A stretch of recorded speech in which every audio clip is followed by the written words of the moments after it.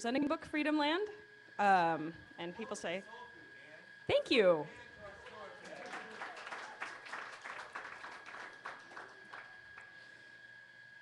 So I want to start by telling you a story about the writer I was working with when I first drafted this book. This was originally my senior thesis in college as a fiction major, and I worked with Chris Batchelder, who is a fabulous writer, who writes, like I do, stuff that's sort of science fiction-y, but not quite, more dystopian.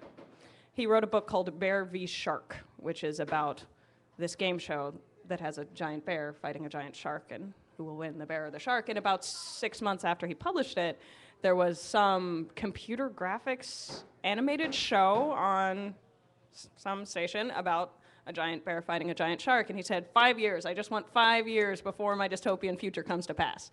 So in some ways, I feel a little bit like that about my book. Not that America has devolved into a weird quasi-religious dictatorship, like it's in my book, but more that there's a component to my book called the device. And the device is sort of like a pager cell phone PDA thing that's all in one device, which is in the back of your head. So it's got implants so that you see all of the stuff that's happening in front of you, and you can, go online and do all of your computing and do all of your social networking. And you're just sort of existing in this little bubble right around your face, which may already sound creepily familiar to some of you who have the little Bluetooth devices, and the fact that it's called a device, mildly creepy. And those of you who are used to walking around watching people talk to themselves and consider it perfectly normal behavior. And when you're standing in line behind someone at the bus stop or the coffee shop and they're, having a conversation with an invisible entity, this is now normal. And I can only see this going downhill from there. So I have 2 sections that I wanted to read out of my book that sort of showcase my dystopian future is coming to pass, or the parts about the device.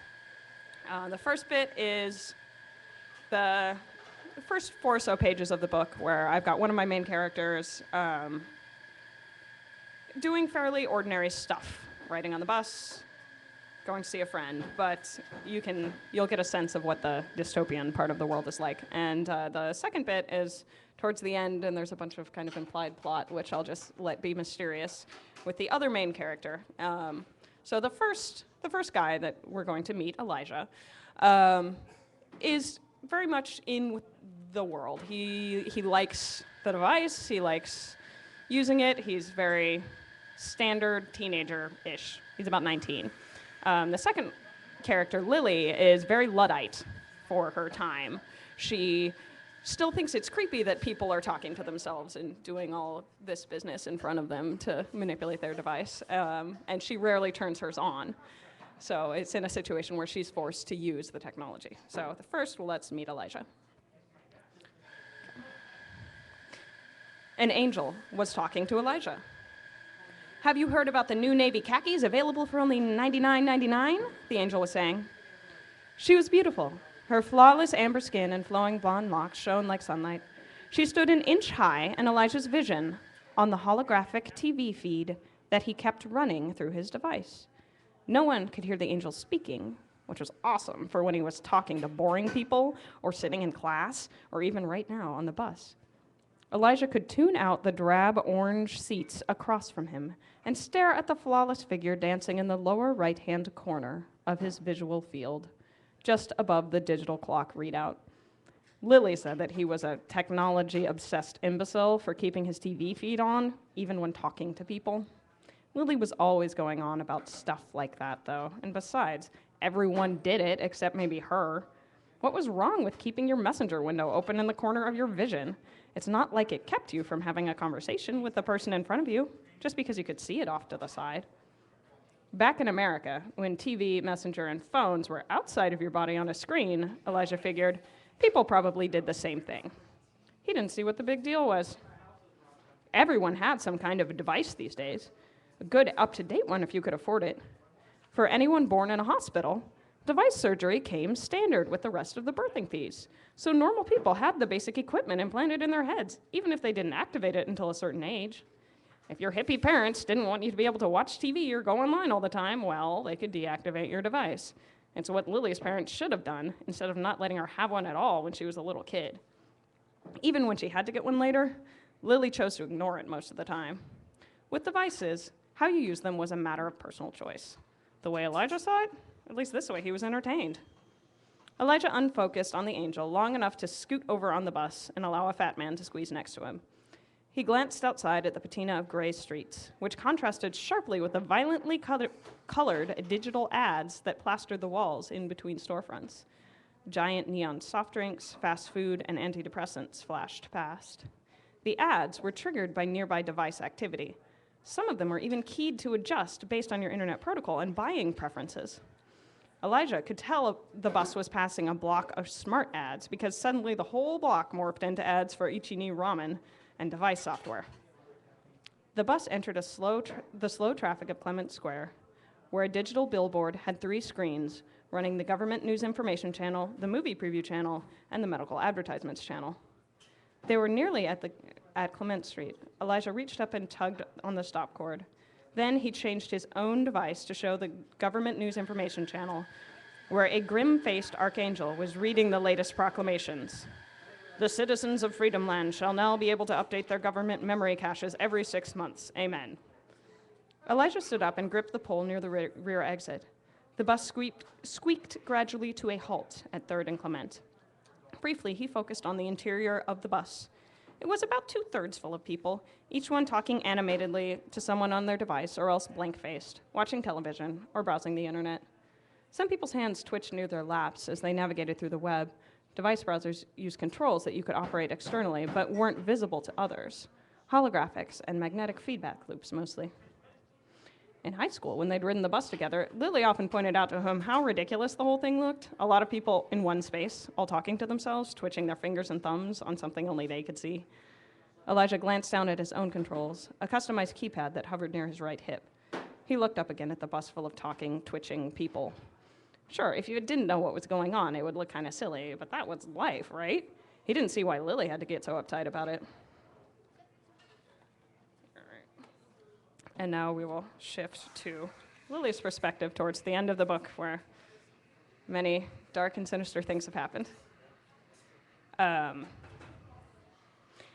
Jumping into a bit of an action scene. And I'm not going to tell you about it because then you've got to buy it.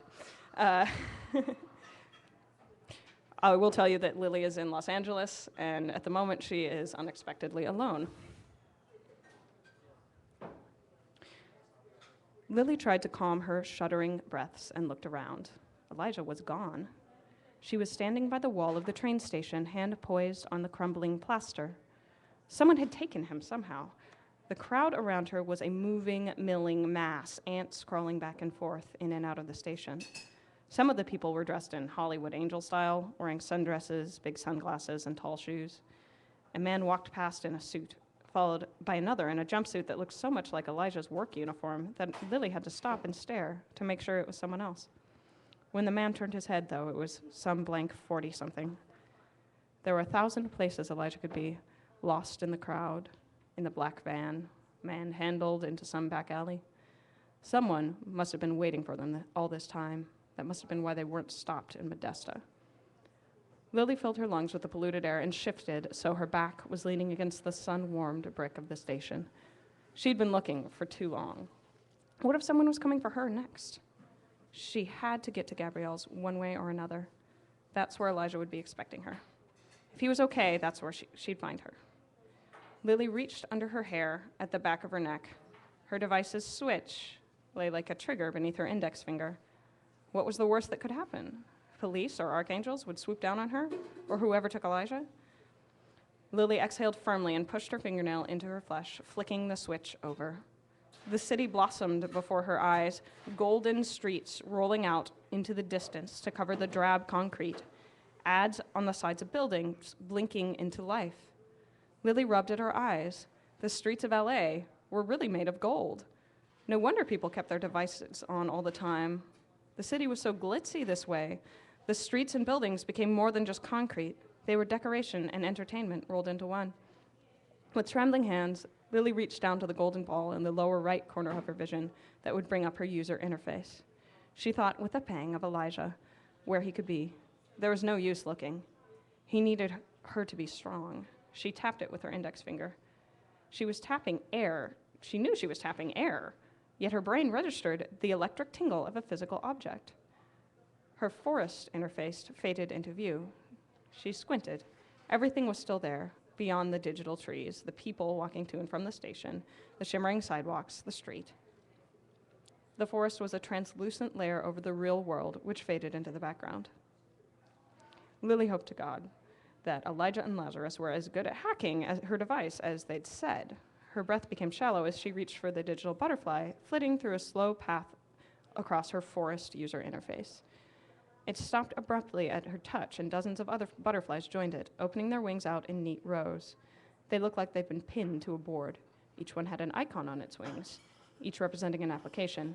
She tapped one with the icon of a map. The butterflies in the forest disappeared, and instead a window popped up with an increasingly detailed map centered on the Los Angeles train station. Lily shuddered. In less than a second, the map knew exactly where she was. Surely someone else could, too. She'd always thought that was creepy, even before she knew people were out looking. Hurriedly, she tapped at the small icon of a magnifying glass, and a glowing keyboard appeared at waist level. Lily paused and glanced through the device window at the crowd around her. Suddenly afraid someone could notice, would ask her what she was up to.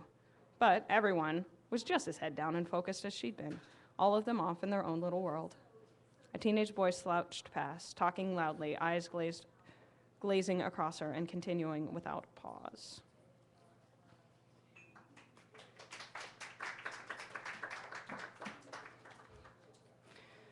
And so that's a taste of it, and I am going to hang out, and if you've got any questions or want to talk, I guess I can take any questions or thoughts now if you've got something you want me to address for everyone. Otherwise, I'll be hanging out right down at this table. Thank you.